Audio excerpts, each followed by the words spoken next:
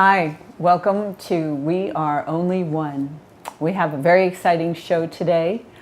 It's called Spiritual Rules of the Road, and we have the author Bill Englehart, who is coming to us from Marin County, California. And we're going to be learning some practical tools as we drive through the journey of life from him.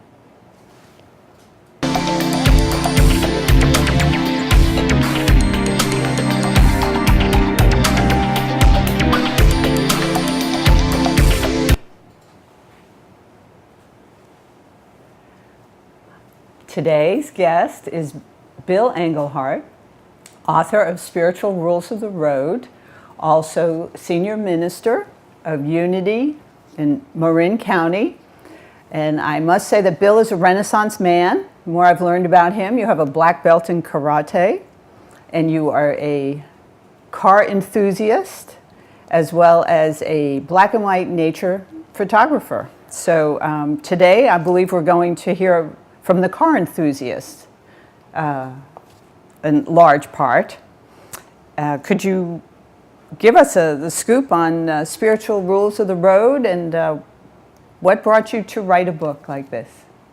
Very well. Thank you, Jude, for having me on your show. It's really a pleasure. For me, writing this book was really an evolution. It was really an evolution of understanding myself. And when I did that, I looked at three things that I really enjoy. And one of those things was spirituality, and the other was humor, and not the least of which is cars. And so I decided to put something together that combined all three of those things. But I remember a couple of years ago when this idea came to me, and I started to research it. I said, I wonder if anyone else has written a book about humor, cars, and spirituality, and I Googled it and came up with absolutely nothing. So I figured, well, that might have dissuaded someone else, but for me, I felt that was really the call, that this is what was mine to do, was to take spiritual principles, to be able to explain them in a way that I think all of us can understand and appreciate, because we all have experiences with cars, and at one level or another, whether it's car ownership, car repair, buying a car, getting broken down in a car, all those kinds of things that happen. And if we look closely enough at it, we can discern spiritual truths. And those spiritual truths are what I tried to denote in this book, the Spiritual Rules of the Road. And I really felt that when I got my driver's license many moons ago, that you had to go through the driver's ed program, and you had to study the book, and you had to go take a test at the Department of Motor Vehicles to really prepare you to be able to drive a car. And I thought that was all well and good.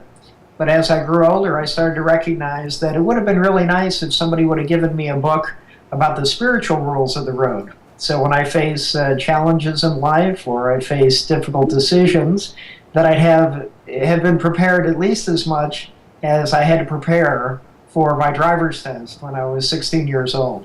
And so that's why I put this book together, to be that kind of a manual, and actually to make it about this size that you can see, so you can actually fit it in the glove compartment of your car instead of being on a bookshelf somewhere. Because the way it occurs to me is that when we really are looking for some kind of insight, we're generally on our way somewhere. Maybe we're on the way to the hospital to visit someone who's ill, or maybe we're going to have a difficult conversation with somebody and we are looking for some insight, or there's a challenge. Whatever it is, that if we're in the car and it's already there, it's the kind of book you can flip open, go to that chapter, and give yourself a little bit of a spiritual tune-up before facing some of those challenging situations. So I believe it is one of the first books, if not the first book, other than an owner's manual, that was actually written to be kept in the glove compartment. So. One of its many claims to fame, Bill. I want to say I'm in New York right now, and I'm enjoying reading it on the subway. Okay. But I have also kept it in my glove compartment in my car when I'm out west. And what I really like about it is you have so many practical tools that one can get at a glance. It's the kind of book you can pick up, and if you're in traffic and you're stopped for a while, you can read a quote and read half a page and you're nourished by it. And I love something like that because we don't always have time to sit and read 100 pages at one time. And I had a really great time reading this, and I want to hear more about its development and your intention with it. If you would share some of that with us.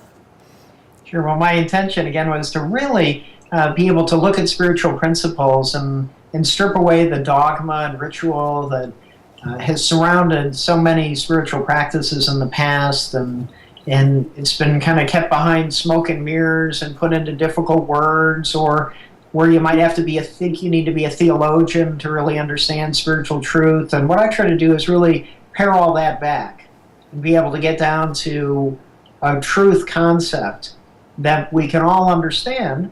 And again, using this analogy, and I, like I said, I believe humor is a great way to get a message across, because if we remember the humor in it, then we're more likely to remember actually what the principle is. And I give you an example. I think one of the things that stands out for me as a car owner, I've been driving cars since I was 16 years old. I bought my first car when I was 16, and I remember back then it was a 1974 Pontiac Grand Prix, and it had like 50,000 miles on it, and back then that was about the life of the car. At 50,000 miles, everything falls apart. You have to rebuild the whole thing. So that was my tutelage into understanding cars, and one of the things from growing up in Chicago I had to learn about right away is this thing called rust. And from New York, I'm sure you're familiar with rust as well. That was kind of a mechanism, even if you kept the car running for many years, that sooner or later it would rust out from under you unless you took really good care of it. And so, of course, my car had rust on it, and every year I'd be getting out Bondo, which if anybody's ever worked on a car, it's this pink goo that you mix together and you bond onto the car, and then you sand it and you paint it, and you do all these things to cover up the rust. But as rust never sleeps, which we've heard that before, and it doesn't, that every year I'd get a new chance to go back and redo that Bondo all over again and again and again. And I was thinking about this and thought, well, what kind of spiritual principle underlies this kind of idea of rust and covering it up? Mm-hmm.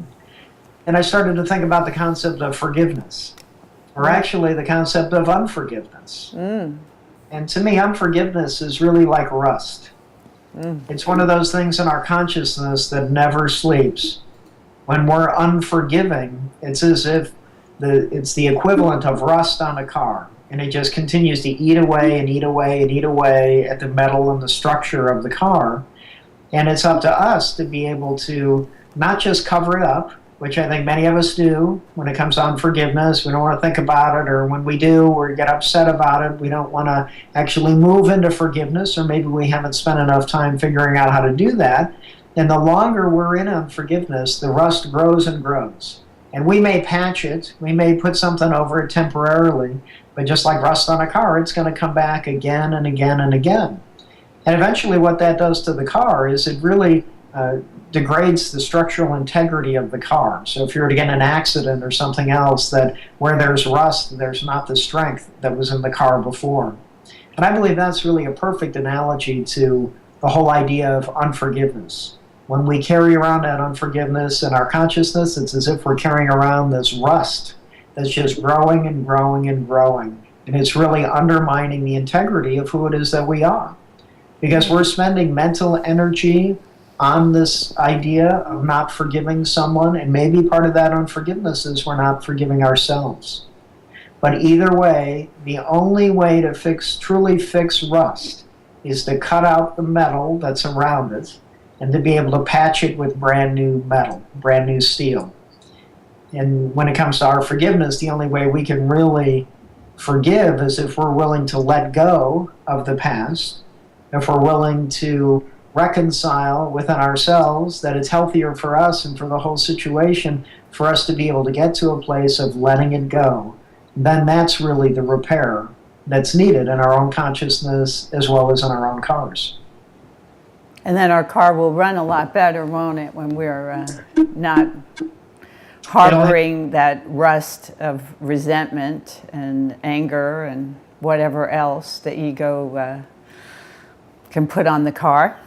That's right. That's great. Forgiveness and rust. That's a great. I heard, and I'm sure many people have, trying to get revenge is like taking poison and expecting the other person to die.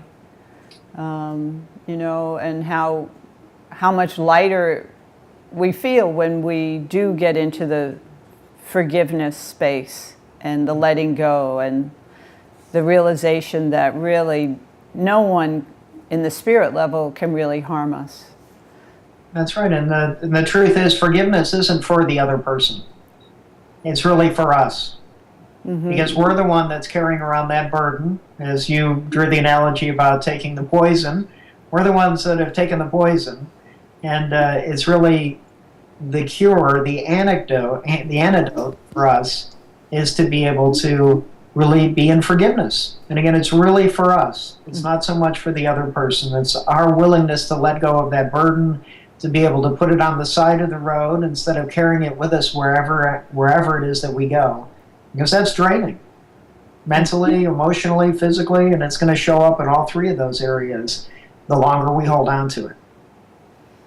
And that's really kind of a novel concept, I think, even though I know the Fillmores have been around a while, and the Unity and the New Thought movement since the late 1800s.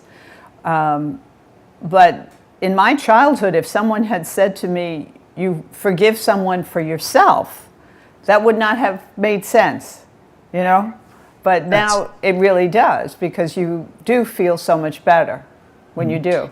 And that's where the spiritual truth that, really comes through. It's something that we all intuitively know. We know when we're carrying around unforgiveness, it's not hurting the other person one iota. They could care less. They may not even know that we're upset with them. But every day we wake up with it, we're the one that's carrying that burden around. And so for me, to be able to lay that burden down, to be able to bless it, to release it, that's just a real joy. And it really improves the life that we're living right now. It sounds like forgiveness is one of the key ingredients to a GPS system in our car. What do you think? Well, I have a GPS system. I had one of the earlier ones, and whenever you went off track, if you didn't follow the direction, it would always say recalculating, which to me just sounded like a nice way of saying, hey, stupid, you took the wrong turn. So now I have a GPS that if I go a different way, it doesn't say anything. It just recalculates automatically. So I think it's forgiving me. Well, they are so handy. I mean, I've been driving maybe 30 years, and I only got a GPS 3 years ago, and it's kind of, for me, parallel to the spiritual reawakening I had with Unity and Universal Truth Principles.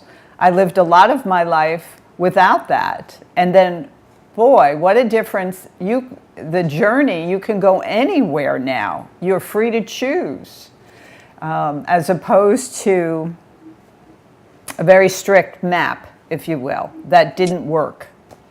That's right. And when it comes to the GPS system, as I've reflected on that and spiritual insights that we can get from that, on the GPS, we can enter in our destination.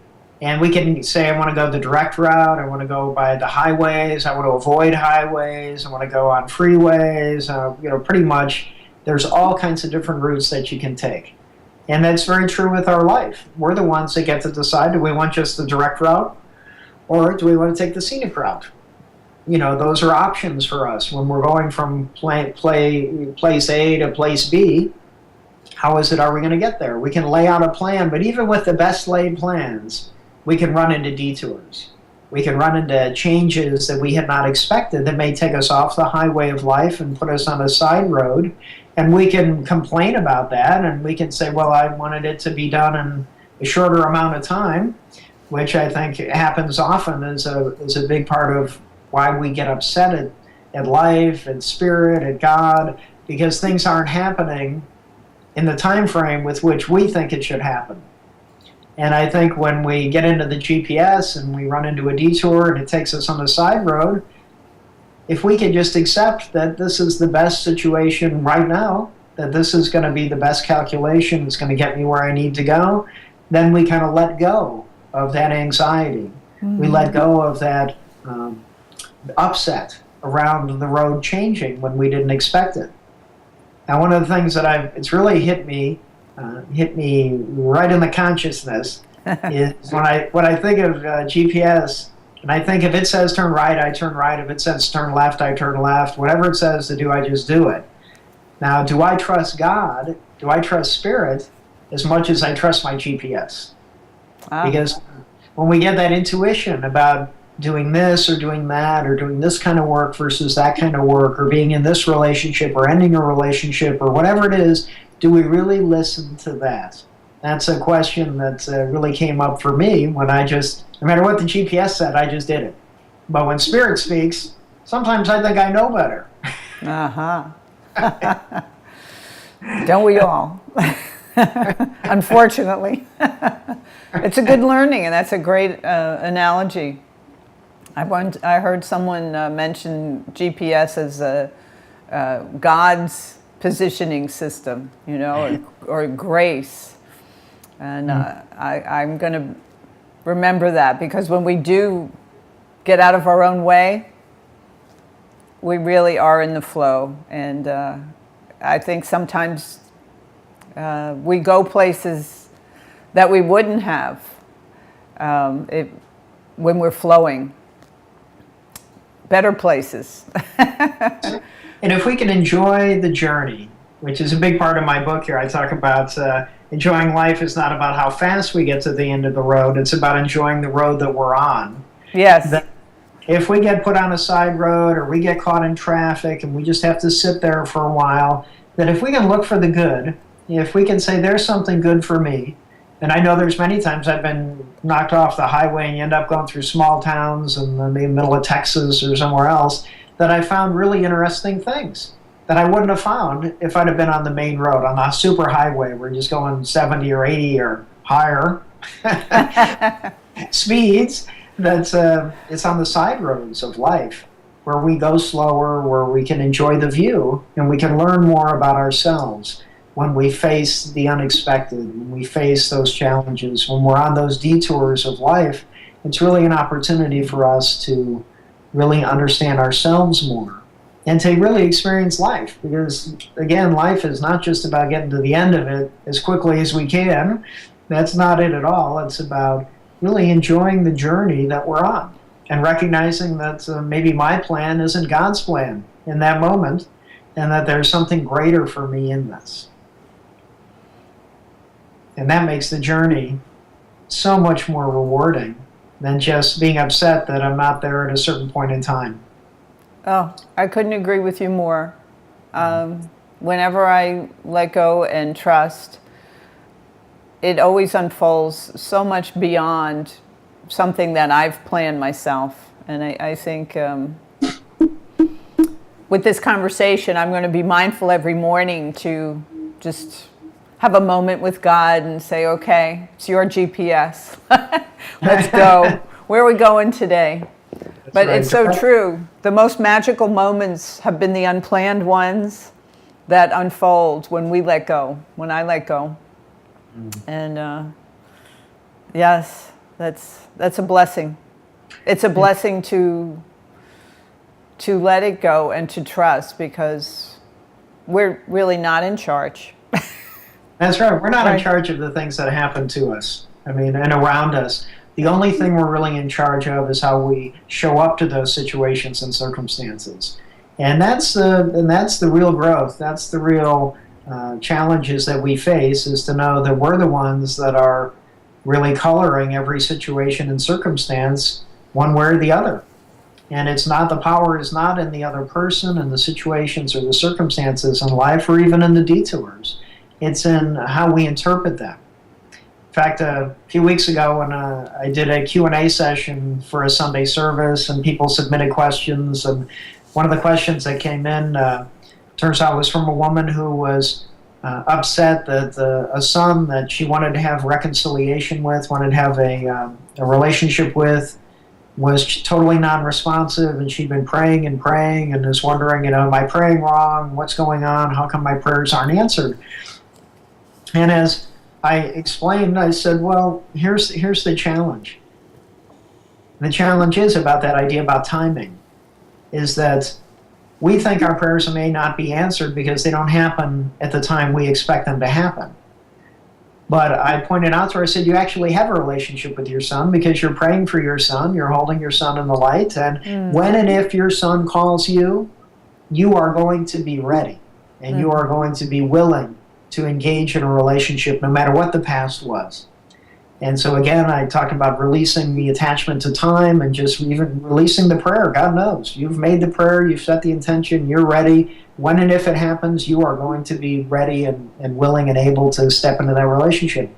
Well, I no sooner got done with that, answering that question, when the woman who submitted the question, they were all anonymous, and I didn't know this was the woman, she raised her hand and said she'd actually submitted the question. And she wanted to let me know that on Thanksgiving Day, her son called, and they had a reconciliation. Beautiful. And to me, it's just another example of a week before it was, if my prayers aren't answered, and again, it's about that timing, or it didn't show up in the way in which I think it should show up. And to be able to see that all things are working together for good, and if we can hold to that truth, then life gets to be so much easier for us. Even though in that situation, it was very challenging not being able to have that face-to-face relationship with the son in the past. Well, now things are starting to turn. So that's beautiful. It triggers in me a reminder not to get attached to the form, what something looks like, but to trust that the essence, the deeper sense, is what is unfolding. And we do get so attached to form, we humans. We certainly do. I know I do. We want things to look a certain way, or if we want a car, or we want transportation, and that, but we might say, well, it needs to be a 1974 Corvette Stingray. And then if somebody shows up with a Mustang or a Camaro or a Mitsubishi or something else, we don't even see it, because we're thinking it only is going to look like this one form. And so what I try to do is to say, well, I want the right and perfect transportation, and I'd like it to maybe be a 1974 Pontiac Grand Prix, or a 74 a Grand Prix, or a 74 Corvette, but this or something better. And so when I say that, it kind of really opens it up. So then I'm more alert to when my good shows up, that I'll be able to identify it. Instead of being just tunnel vision, that it has to look a certain way and it has to show up within the next week. And if it doesn't, then I figure out it's never going to happen. And if I have that consciousness, then I'm never going to see it, even if it does happen. So again, it comes back to what's really going on in our own mind. In fact, it reminds me of, and this is a true story, anybody who's worked on cars will be able to attest to this, that there was a time when I was scrubbing off the battery. There's like battery acid they used to build up on cars. I'm sure it probably still does. It's white and it's gross, and you get a wire brush out and you're scrubbing it off. Yes. And my brother-in-law had come along, and he said, Bill, why don't you give me a Coke? And so I thought, okay, he's thirsty. So I gave him a can of Coke. And then he poured the Coke on the battery acid, and it just dissolved it immediately. Woo. And the first thing I thought of was, I drink Coke all the time. I'm wondering what is in this stuff that it could do that to battery acid. But the second thought I had later on upon reflection of that is, what kind of things am I putting in my body? Yes. If the Coke could, do that to the battery acid, what's it doing to my body? Well, that's one way to look at it. But the physical way to look at it is also, what thoughts am I carrying around in my own consciousness? Because they can be equally destructive. In fact, more destructive. Yes. carrying around negative thought forms and habit patterns. It can be very destructive. I find that being in traffic with drivers who challenge one's manners system really bothers my chi. It is one of my strongest spiritual tests of where my head's at. If someone cuts me off, what do I think? Do I think expletives, or do I think maybe this person is going to the hospital? Maybe this person, giving them the benefit of the doubt, or do I immediately get into anger and ego indignation? It's very telling how we respond in the car to different situations. I think it really gives you quite insight into your psyche at that moment. Well, I think that it does, and this is just occurring to me right now, but when we think about all of us driving down the road, and we're in our little bubble that we call a car, and we think the world is just what's in our car, and then we see all these other people driving around, and maybe everybody's car is just their consciousness, and so we all think that we're separate. And then we think that what we do isn't affecting anybody else, when in fact it does. When you cut somebody else off, or there's an accident, that we're actually have an effect on each other. Wouldn't it be wonderful to recognize that even in traffic, every one of these people is actually part of a greater whole of consciousness? That we're all like strands in a web of consciousness. And how we treat each other is going to come back to us, because we're creating a race consciousness, a human race consciousness. That's beautiful imagery, because we really are all one, and the car can create that illusion of separation. This is my car. This is my world. As opposed to our world, right? Our highway of life.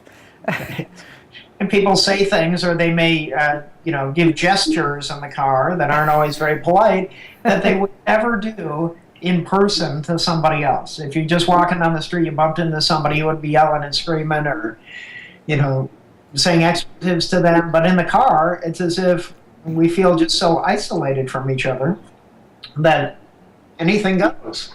And it's not a good model. This is true. So being mindful of the spiritual rules of the road, very key. Very key. We're all on the spiritual path together. Yes, we are. I heard you refer to Christmas as a road trip. I wonder, I think that's a first, along with your book. Well, when I think about Mary and Joseph, as they were going to get counted in the census, that was really a road trip that they were on. And I'm sure that Joseph never would have expected that they'd get to town. His wife would be just ready to give birth. He couldn't find a place to stay at the inn. He ends up in the manger. I'm sure he was running, maybe he was running the script about how could this be? That I need to take care of my wife and my firstborn child, and the best I can do is a manger, and this seems like a huge detour from what his plan probably was, which was probably anything other than having the baby in a manger. Probably the last thing he was thinking was going to happen for the birth of his firstborn. And so I look at that and say, wow, he's on a road trip that I'm sure he thought was going completely awry. That this was not what he thought it was going to be. Right. But what happens? Jesus is born, and then you have the shepherds coming down, and they're singing, and then the wise men show up, and there's gold and frankincense and myrrh, all these wonderful gifts, and all these people saying these wonderful things about their firstborn. I'm sure that shifted entirely his experience about what was happening. And again, that wasn't something I'm sure he expected either, that those great things would happen at the same time. So maybe that's a lesson for us as we're on in the Christmas season right now, and whatever path we're on, or however fast we're running to buy presents or to connect with people or write cards or whatever it is that we're doing, can we recognize in all that hubbub and all the parties or other things that we may be getting involved in, that maybe it's not looking exactly how it is that we thought it would look, but there's some good that's going to be here. And I find winter is just the perfect time for us to have some self-reflection, to be able to look at ourselves, to be able to rest, and not just be caught up in the endless running here and there. If we could really rest, if we could spend some time in reflection, not unlike nature at this time of year when winter starts, if we don't remember that this is a season for rest and reflection, we just have to wait for the snow. And when the snow comes, it lays a blanket of snow over everything. Remember growing up in the Midwest? That's just really a metaphor for it's a time of quiet. There's a time in the springtime when things will blossom, in the summer when things are just wonderful, and then in the fall where it's time to harvest. But we have to spend time in the silence. We have to spend time in some reflection. So I guess I'd say as we go through this holiday season, if we're running on an idea of love and connection, if that's our fuel for the car on the road of life, if we're filled with love and we're connecting with other people, that's a really good spot to be in. If we feel like we're running on empty, as the song says, then I think it's time for us to pull back and to say the presence or the parties, etc., is not as important as my own peace of mind, as my ability to connect with friends and family in a loving way. Those are the things that are really going to make this a transformative season. And honestly, most of us won't even remember what gift you got from who by the year from now. But you're not going to forget the connection that you have with each other. And so during this season, this is a great time to have the connection. Oh, I totally agree. And I had the privilege of hearing Matthew Fox speak this last Sunday. And he talked very much about how important it is to be still at this time of the year. And that ancient times chose Christmas because it was a season of reflection. It was close to the shortest day of the year, the solstice, and that it's very important for us to be still and to meditate, to get in touch with the inner birth of the Christ consciousness inside of us. And with the holiday hubbub, which, I mean, I love New York has a lot of energy. There's a lot going on, the lights, the windows, just the fun. You don't have to spend money to have fun. You can just enjoy each other, the company, and just the joy of being alive, really. But it really was very important to focus in on the stillness inside, to welcome that birth inside of us, and to commemorate that. And I think that Christmas is very challenging for many people too. You know, if the form does not take, if it's not perfect, you know, people, unfortunately, we sometimes buy into the commercialism, which runs rampant. And if you don't have the whole perfect life, that the cards, you know, and perfect everything, then it can trigger some depression for people. And I think, you know, what you're saying, the love and being together and being quiet inside yourself and enjoying simple pleasures is very important, and is really, I think, what's happening in the changing structure is going away from the materialism and the external and more the internal values coming up and sharing with each other. I'm glad we're talking, this came up because I have some friends who have a very hard time with the holidays. And I think what we're saying is really good to share with people. It's okay too. It's okay to be a little sad. and honor your truth. That's absolutely right, and especially if you've experienced some kind of a loss, whether it's a friend that's no longer in your life or someone has made their transition from this physical manifestation to whatever comes next, that the feeling of loss and emptiness is very real around the holidays. And so being able to connect with other people, get into grief support groups, to be able to talk with other people about what's going on with your feelings and know that that's okay and that's part of life. To me, that's really a healing that can happen.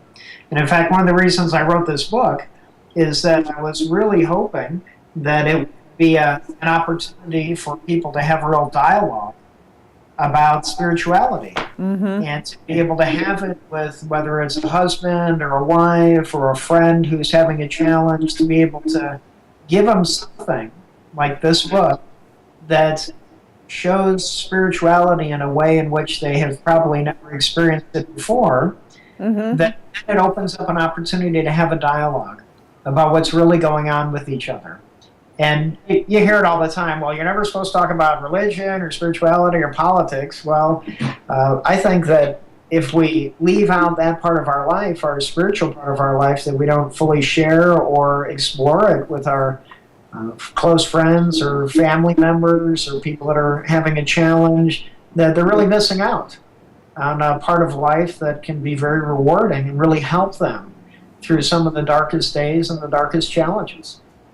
And so part of my goal with this book was really to open up a dialogue between family members or friends in a way that, again, is not about any one spiritual practice. It's just about universal spiritual principles.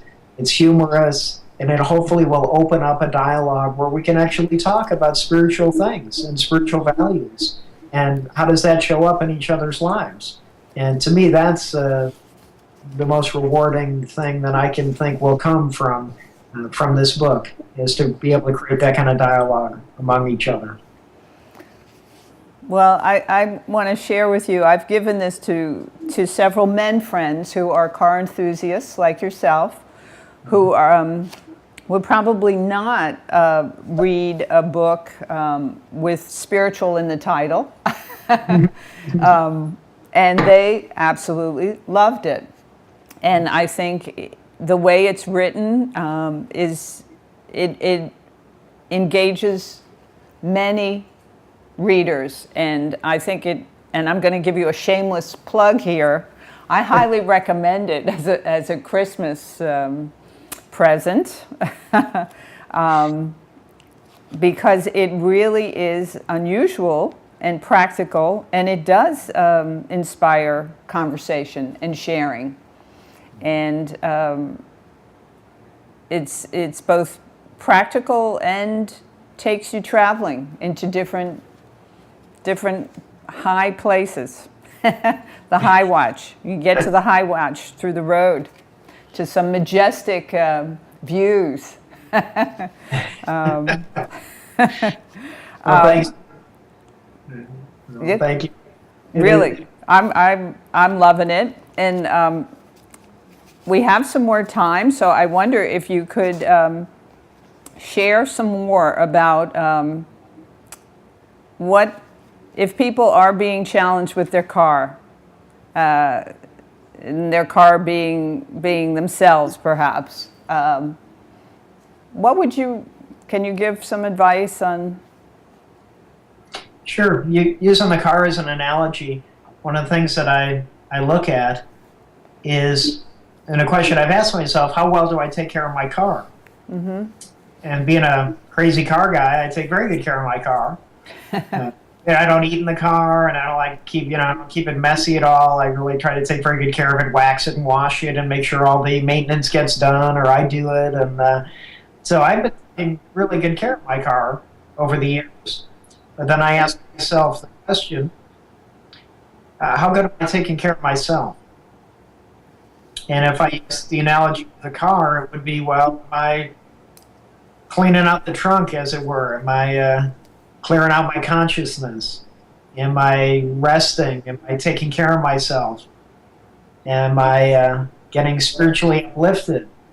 what are the kinds of things that I'm doing for myself? At least with the car, you have like a maintenance schedule. If you follow it, you know exactly when to change the oil and the spark plugs and everything else. But again, we don't have a manual for ourselves. At least we didn't until now. Where we can start to ask ourselves those really fundamental questions about how well are we taking care of ourselves, and are we taking care of our car, are we taking care of maybe other people, but are we really taking care of ourselves? What are we doing to rest and rejuvenate? What kind of things are we doing to really help ourselves? Because you have to help yourself before you can help somebody else. What do they say in the plane when they're explaining about the oxygen mask? You know, you got to put it on yourself before you help a small child or somebody else near you. Yeah. And I think many times in life we could be thinking about other people and not thinking about ourselves. And I don't mean that in a selfish way, but I mean it in a way in which we really do have to take care of ourselves so that we're in a position to be able to be in service and to be able to take care of other people. And so the whole idea of the car is, do we have air in the tires? Are we getting good gas mileage? And there's all kinds of things that we can look at about taking care of our car. And I'd say that the other part of that is to really look and say, how well am I taking care of myself? Do I have air in the tires? Am I making sure that I'm eating well, that I'm sleeping, that I'm able to engage in spiritual conversations, and to really be real with myself and with other people. And I call that being in a conscious relationship. Can I really be in a conscious relationship with myself and with other people? If we can do that, then life is really deep. And it's really, really, that's where the meat is on the bone, as it were, is to have those kind of relationships versus just being on the surface. And, that's where we spend a lot of our life, is just really on the surface. But again, the meat of it is really in being present to who we are, getting a connection with who we are internally, the spirit within, and being able to share that authentically with each other. That's really, to me, one of the greatest gifts that we have the opportunity to take advantage of in our life. I agree. Thank you. I think it's a good season to remind ourselves of that too, because it does become outer directed quite often, and getting and doing for others, and watching the clock. And it is so key to take care of ourselves first, because if we don't do that, then we can't be present with others. And I think you're right. Our presence is our biggest present to That's others. Right. That's well said. And if you think about it, if you get a call from a friend who wants you to run over to help him, and you jump in your car and you haven't maintained the car and the car doesn't start, you're not going to be able to get over there to help him. And so if we're not doing our own inner work to really prepare ourselves and to know ourselves, then we could just be trying to jump into a car, into our consciousness that's not going to be in a place to help other people. And so it really does start with looking at ourselves and giving ourselves our own spiritual tune-up. Yes, spiritual tune-up. I love that. I really do. It's great. I wonder if you'd take us on a kind of a prayerful journey for the season. And I do want to mention your website. Can you share that with us? I know we have it on the screen, Sure. but it's unityinmarin.org. So that's UNITYINMARIN.org. And if you go to that website and you scroll down right on the homepage, you'll see a picture of the book. And if you'd like to purchase it for yourself or for someone else for Christmas or any other occasion, you can just click on the link and it'll take care of it online. Great. Thank you. You're welcome. And wonder if you could take us on about a 5-minute journey meditation. Sure. Thanks. Let's do that. Let's collect ourselves right here, right now. No matter where it is that we are, no matter where it is that you may be tuning in from, just take a few breaths so that we can center ourselves.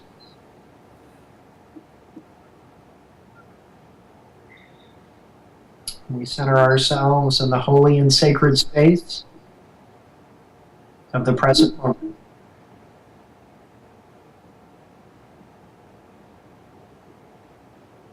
For it's within the present moment that everything occurs.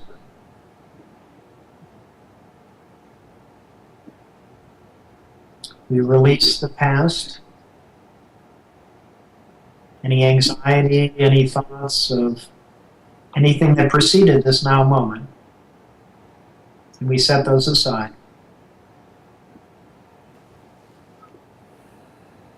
And we also set aside any thoughts of our to-do list, what we're going to do after this time together. For we know that will take care of itself. So now that we've let go of the past and the future, we can become fully present to this moment, right here and right now. And it's in this moment that we're reminded of what the Christmas season is all about. The birth of a new consciousness within us is available to us. And we're reminded of it in no uncertain terms during this Christmas season. And we each can have our own birth of a new consciousness, of a new you, of a new me. It may be during times of struggle that this birth is taking place. It may be time of great joy that this birth is taking place. Whatever prompted it, let us be grateful for it.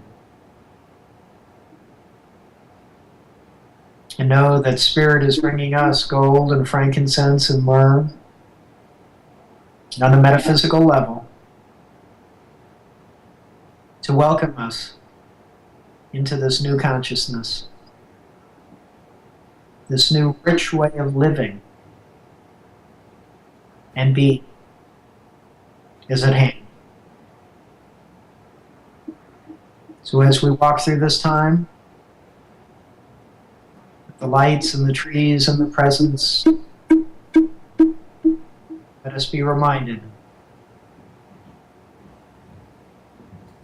Gifts of Spirit that are with us every day, waiting us to lay claim to. And so without hesitation, we lay claims to our gifts, whatever they may be. And know that we're guided and protected, loved and directed. So we give thanks for it all. And whenever we say Merry Christmas this year, or during this time, let it be a reminder of this truth, of the new consciousness being born in us. And so it is. Amen. Amen. Well, Bill, thank you for being an original wise guy here in bringing your gifts of the spiritual rules of the road and your creative insights. Really enjoyed our time together. And I, for one, will be ordering several copies for friends. And I wish you a very blessed, joyous, happy time. Merry Christmas and happy holidays to you too, Jude, and to all your listeners. Blessings. Thank you. Blessings. And blessings to everybody who's tuned in today. As Bill was saying, every time you say Merry Christmas, that's saying Merry Christmas to yourself first and the birth of the Christ consciousness in you and in our inner divinity and sharing that with the world. Have a beautiful week and a beautiful holiday season. You're celebrating Hanukkah, happy Hanukkah, a happy Kwanzaa, and just happy day, happy life. Many blessings to you.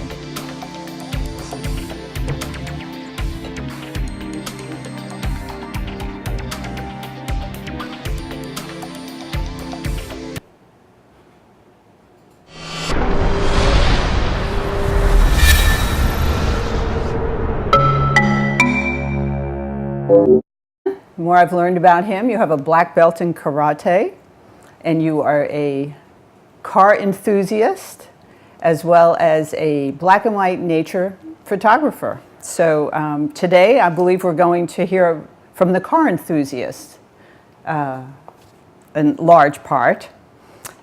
Could you give us the scoop on spiritual rules of the road, and what brought you to write a book like this? Very well. Thank you, Jude, for having me on your show. It's really a pleasure.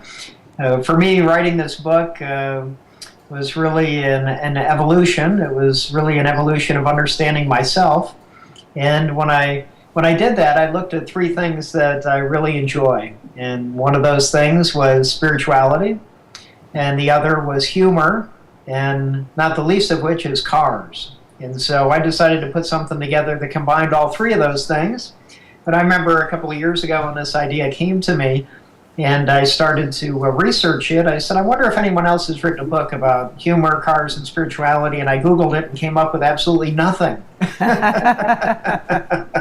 So I figured, well, that might have dissuaded someone else, but for me, I felt that was really the call, that this is what was mine to do, was to take spiritual principles, to be able to explain them in a way that I think all of us can understand and appreciate, because we all have experiences with cars, and at one level or another, whether it's car ownership, car repair, buying a car, getting broken down in a car, all those kinds of things that happen.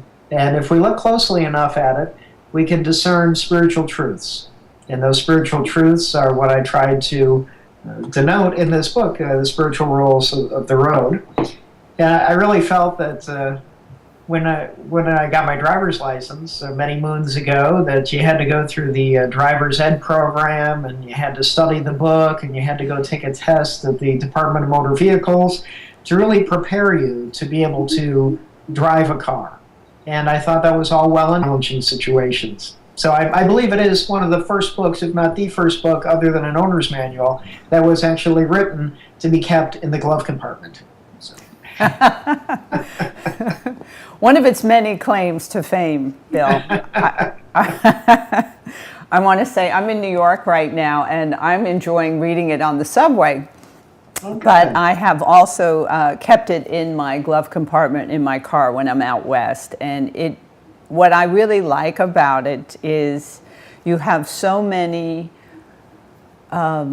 practical tools that one can get at a glance. It's the kind of book you can pick up, and if you're in traffic and you're stopped for a while, you can read a quote and read half a page, and you're nourished by it.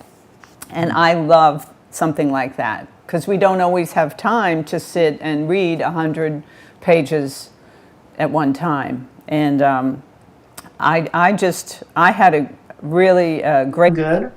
But as I grew older, I started to recognize that it would have been really nice if somebody would have given me a book about the spiritual rules of the road. So when I face challenges in life, or I face difficult decisions, that I have been prepared at least as much as I had to prepare for my driver's test when I was 16 years old.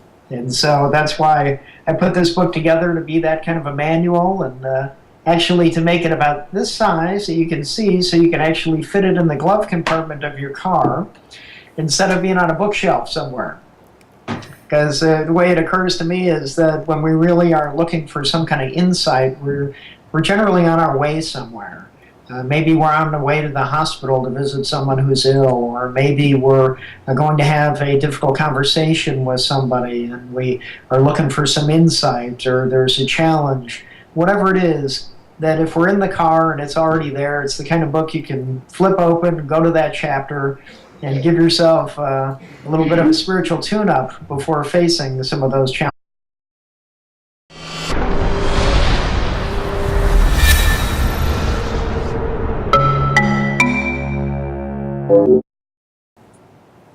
Hi, welcome to We Are Only One. We have a very exciting show today.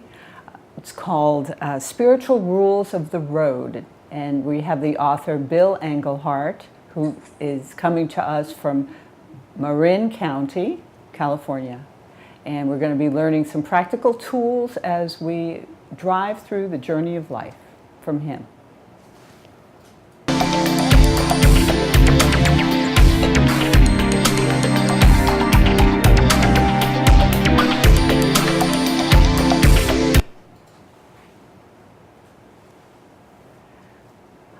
Today's guest is Bill Englehart, author of Spiritual Rules of the Road, also senior minister of Unity in Marin County. And I must say that Bill is a Renaissance man.